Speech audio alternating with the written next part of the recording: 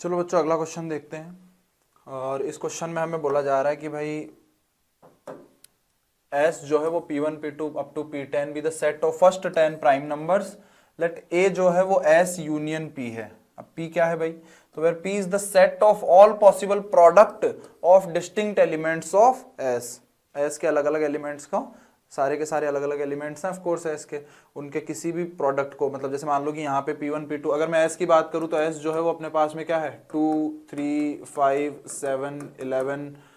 कितना आ जाएगा 13 17 19 23, कितने हो गए 3 3 6 9 29, ऐसा हो जाएगा 23 के बाद में 29। तो ये कुछ छोड़ा तो नहीं ना, 2 3 5 7 11 13 17 19 23 29, ठीक है।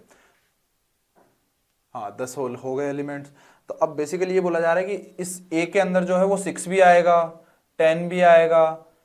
21 भी आएगा, 15 भी आएगा, ऐसे करके दो दो को प्रोडक्ट करके या तीन तीन को या फिर 10 के 10 को प्रोडक्ट करके, तो ऐसे करके बहुत सारे एलिमेंट्स आएंगे, ठीक है A के अंदर, है ना। चलो तो A के अंदर भी बहुत सारे एलिमेंट्स आएंगे, ठीक है। Then the number of all ordered pair x, y, हमें क्या फाइंड करना है, number of ordered pair x, y। अब x, y है क्या भाई, तो x जो है वो S में से लिया है मैंने, और y जो है वो A में से लिया है। x तो यहां से लेना है और p जो है y जो है वो कहां से लेना है, A में से लेना है, such that x divides y, x जो है वो y को डिवाइड करता है ना,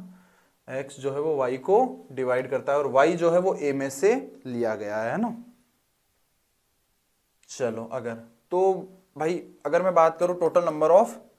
सच तरीके, तो भाई x को लेने के तरीके,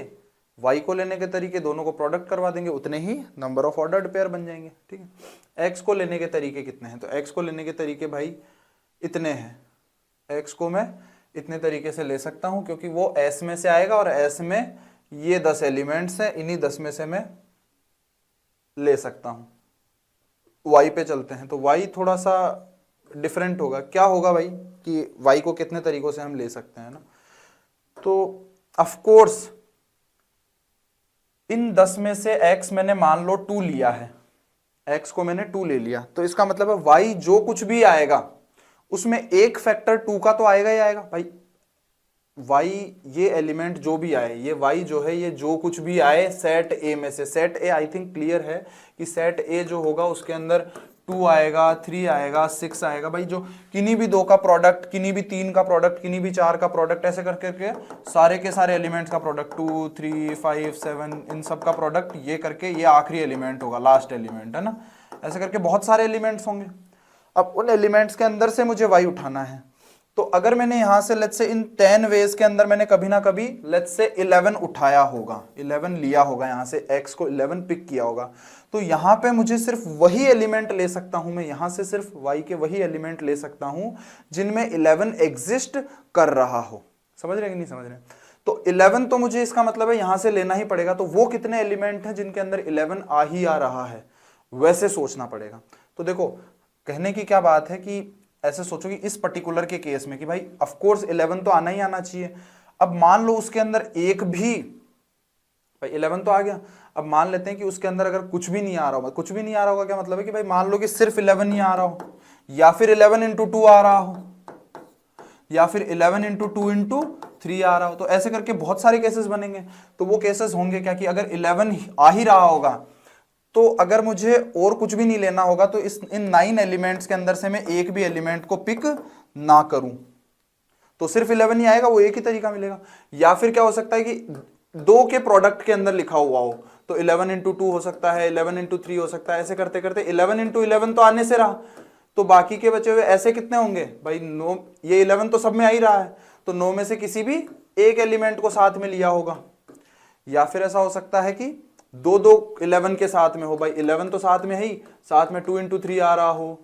फिर 11 तो है ही, उसके बाद में 2 इंटू 5 आ रहा हो 11 के साथ में, ऐसे करके और भी बहुत सारे एलिमेंट होंगे। वो कितने होंगे, तो वो 9 में से किन्हीं भी 2 एलिमेंट को, ऐसे ही मान लो आखिरी में 9 में से 9 के एलिमेंट को ले लूं, तो उसके कितने तरीके होंगे? एक तरीका होगा भाई कौन सा वाला होगा, जिसमें 11 तो आ रहा और बाकी के 9 के 9 भी आ रहे हों।